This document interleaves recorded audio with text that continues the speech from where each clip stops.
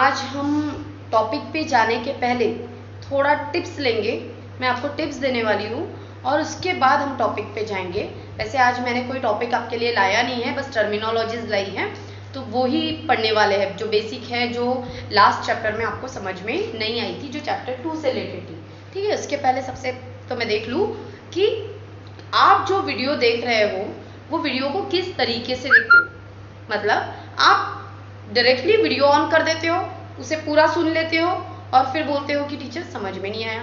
और ऐसा कोई भी वीडियो आप देखोगे तो आपको समझ में नहीं आएगा, because these all topics are new for you, है ना। इसके पहले आपने ये पढ़े ही नहीं है, अभी आपके लिए नए हैं। तो इसके लिए क्या करना पड़ेगा, फर्स्ट रीड ऑल टॉपिक्स।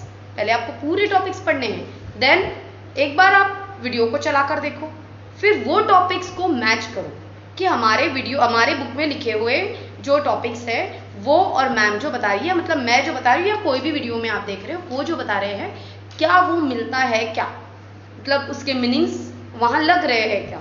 फिर आपको धीरे धीरे वो चीज़ अंडरस्टैंडिंग हो जाएगी। क्लियर। तो आपको किस तरीके से पढ़ना है, डायरेक्टली आपको वीडियो ऑन नहीं करना है, अपनी बुक को सामने रखना है, पहले रीड कर लो, उसको प्रॉपर पढ़ लो, एक बार दिमाग में डालने की कोशिश करो और फिर वीडियो के साथ साथ उसे समझो। तो आपको आपका टॉपिक इतने जल्दी क्लियर होगा कि आपको समझ में भी नहीं आएगा कि हाँ मुझे ये इतना हार्ड टॉपिक मेरे दिमाग में कैसे चलेगा। क्लियर। तो आपको इस तरीके से वीडियो पढ़ना है, फिर उसके बाद कोई क्वेरीज रहते हैं तो आप मुझे कमेंट्स कर सकते हो। ठीक है। Now we are going to learn some terminologies related to the chapter 2, life process in living organism. In that two topics, living organism and life process, living organism and energy production. These all the terminologies related to these topics. These are not complete terminologies, but I have written here some, and then I will write next terminologies afterwards. So first is the life process. What is life process?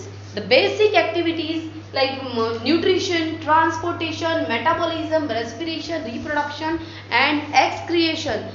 You know that. So these all activities are called as the life process. Then second one is body level. In the previous chapter, इसके पहले के chapter में मैंने दो word use किए थे कि respiration 2 levels पे होती है। One first is body level, it involves our body. Breathing करते हैं हम, राइट, सांस लेते हैं, तो वो हमारी पूरी बॉडी को इन्वॉल्व कर रहा है। और दूसरा था cellular level, it involves cells of our body. मतलब ये हमारे सेल्स से रेस्पिरेशन होने वाला है, ना कि हमारी बॉडी से। बॉडी से तो है ही क्योंकि सेल्स हमारी बॉडी में प्रेजेंट है, पर ये सेल्यूलर लेवल पे, मतलब हर एक सेल इसमें इन्वॉल्व रहेगा। तो ये था body level and cellular level. Third one is respiration. What is respiration? Only breathing? No. सिर्फ ब्रीदिंग। अभी तक बचपन में हमने पढ़ा कि ब्रीदिंग इज द रेस्पिरेशन, हमने यही पढ़ा। ठीक है, तब तक के लिए हमें समझ में इतना ही समझना काफी था, पर अब हमें ध्यान में रखना है कि it is the chemical process by which living organism, living things produce energy from food. It is the chemical process. ये केमिकल प्रोसेस है, केवल सांस लेना और रिलीज करना, इट इज नॉट रेस्पिरेशन। केवल इतना ही रेस्पिरेशन नहीं है। तो केमिकल प्रोसेस, एक केमिकल प्रोसेस जिसकी मदद से हमारी बॉडी में एनर्जी प्रोड्यूस होने वाली है, जो कि फूड हम लेंगे और इस रेस्पिरेशन में ऑक्सीजन की जरूरत पड़ती है, जिसे थोड़ा आगे चल के देखते हैं क्या है। तो aerobic respiration and anaerobic respiration. Respiration हमें 2 टाइप्स के हैं। इसके प्रीवियस जो वीडियो था हमने उसमें भी देखा था कि 2 टाइप्स के रेस्पिरेशंस है। One is aerobic and second one is anaerobic respiration. तो एरोबिक रेस्पिरेशन नीड्स ऑक्सीजन, जिसमें ऑक्सीजन की जरूरत पड़ती है। फिलहाल के लिए इतना ही ध्यान में रखना है कि जिस रेस्पिरेशन में हमें ऑक्सीजन की जरूरत पड़ रही है, that respiration is called as the aerobic respiration. And anaerobic को किसे कहेंगे, ऑक्सीजन की जरूरत नहीं पड़ रही है, जिसमें एक इलेक्ट्रॉन रिसेप्टर रहेंगे जिनकी जरूरत पड़ेगी। अभी फिलहाल हमें वो चीज नहीं समझ में आएगी, बस इतना ध्यान में रखो कि एक ऐसा रेस्पिरेशन है जिसमें ऑक्सीजन की जरूरत पड़ रही है तो उसे कहेंगे एरोबिक रेस्पिरेशन। एक ऐसा रेस्पिरेशन है जिसमें ऑक्सीजन की जरूरत नहीं पड़ रही है, उसे कहेंगे एनारोबिक रेस्पिरेशन। और इस चैप्टर में हम ये दोनों भी रेस्पिरेशन डिटेल में पढ़ने वाले हैं। इसके आगे की टर्मिनोलॉजीज मैं लिख के दे रही हूँ। ग्लाइकोलिसिस, 7th नंबर पे हम देखेंगे glycolysis. Glycolysis, glyco means glucose, lysis means breakdown. तो यहाँ पर ग्लाइकोलिसिस का क्या मतलब हुआ? Breakdown of glucose. ग्लूकोज के मॉलिक्यूल्स का क्या होने वाला है?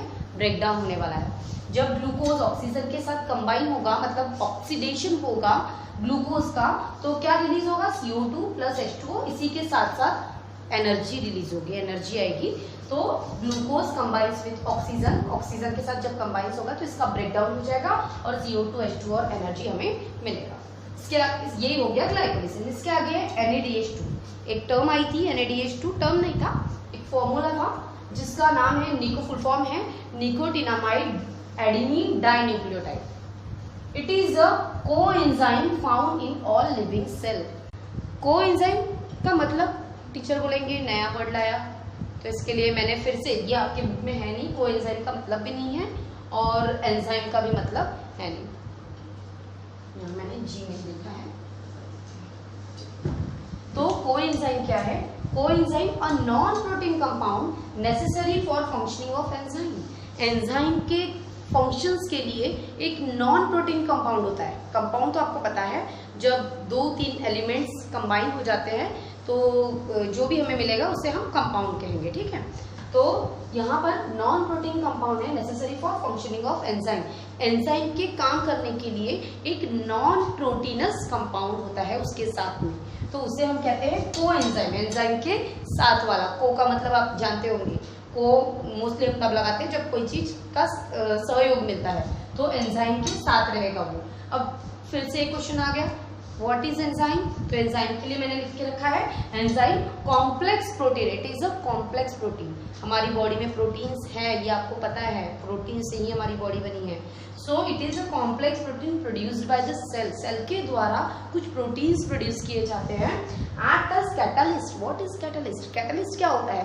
तो it does not take part in any chemical reaction. किसी भी केमिकल रिएक्शन में पार्ट नहीं लेंगी, लेकिन उस रिएक्शन की, कोई भी रिएक्शन की जो रेट है, वो स्पीड है, वो बढ़ाने का काम करेंगे। कौन? कैटलिस्ट। तो यहाँ पर कैटलिस्ट कौन है? एंजाइम, ठीक है। एंजाइम के साथ रहने वाला मतलब कोएंजाइम, ठीक है। और कोएंजाइम कौन है फिर? NADH2। अब समझ में आया? एंजाइम मतलब प्रोटीनस कंपाउंड, कोएंजाइम मतलब नॉन प्रोटीनस कंपाउंड जो कि necessary for the functioning of enzyme, ठीक है। मतलब एंजाइम के साथ रहेगा कोएंजाइम। वो कोएंजाइम क्या है? NADH2। अब समझ में आया? ठीक है। नेक्स्ट है FADH2। मैं आगे लेती हूँ, इसमें थोड़ा एक पार्ट रह गया। NADH2 ऑक्सीडाइज्ड फॉर्म में जब हमें मिलता है तो वो है NAD पॉजिटिव, राइट। जब ऑक्सीडाइज्ड होता है तो पॉजिटिव का साइन लिखते हैं। और रिड्यूस्ड फॉर्म में होता है, ये ऑक्सीडाइज्ड क्या है, रिड्यूस्ड फॉर्म क्या है, हम इसको आगे पढ़ेंगे, केमिस्ट्री में पढ़ेंगे हम। लेकिन फिलहाल आपको ये ध्यान में रखना है कि ऑक्सीडाइज्ड फॉर्म में है तो वो NAD पॉजिटिव हो जाएगा। रिड्यूस्ड फॉर्म में है तो इसके साथ हाइड्रोजन ऐड हो जाएगा, तो वो होगा NADH। क्लियर? ये एक पॉइंट रह गया था। और अगर आपने ये लिखा नहीं होगा तो मैं आपके लिए टाइम दे रही हूँ, आप इसको क्लिक करके आप राइट डाउन कर सकते हैं। FADH2 flavin adenine dinucleotide. It is one of the non proteins coenzyme associated with the proteins। Proteins के साथ एसोसिएटेड है या जुड़ा हुआ है। That proteins involves in enzymatic reaction in metabolism.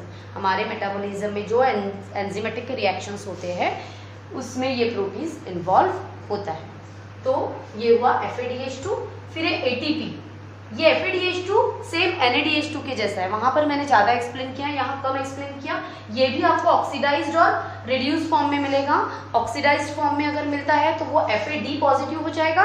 यहाँ लिख देती हूँ मैं, ऑक्सीडाइज्ड यहाँ FAD पॉजिटिव हो जाएगा, और अगर रिड्यूस्ड फॉर्म में है तो ये हो जाएगा FADH। क्लियर? सेम NADH2 जैसा है। अब देखते हैं ATP। ATP एनर्जी मॉलिक्यूल जिसको बोलते हैं, ये है adenosine triphosphate. Adenosine triphosphate, it is organic compound. फिर से एक वर्ड आया, ऑर्गेनिक कंपाउंड क्या है? Here it is given here. Organic compound ऐसे कंपाउंड होते हैं जिसमें कार्बन और हाइड्रोजन के बॉन्ड होते हैं।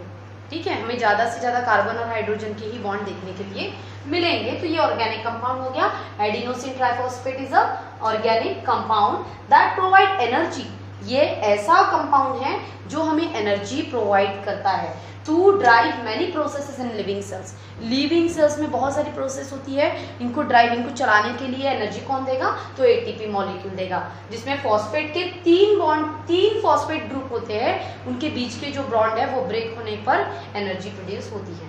It has ability to store energy and to transport energy to all living cell. Okay, सभी लिविंग सेल में एनर्जी को ट्रांसपोर्ट करने का इसमें एक एबिलिटी होता है एटीपी में।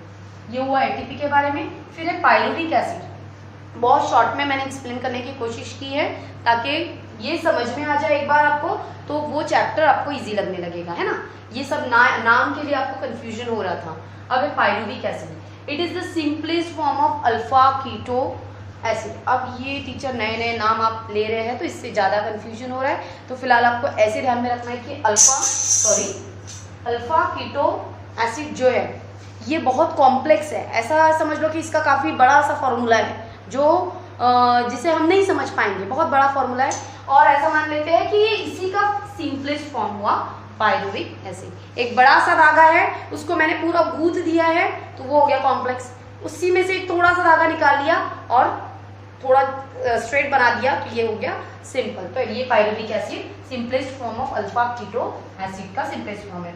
With carboxylic acid and ketone functional group. Carboxylic acid और कीटोन ये क्या है? फिर से नए नाम आ गए, तो ये आप केमिस्ट्री में पढ़ने वाले हो, इसी साल पढ़ोगे।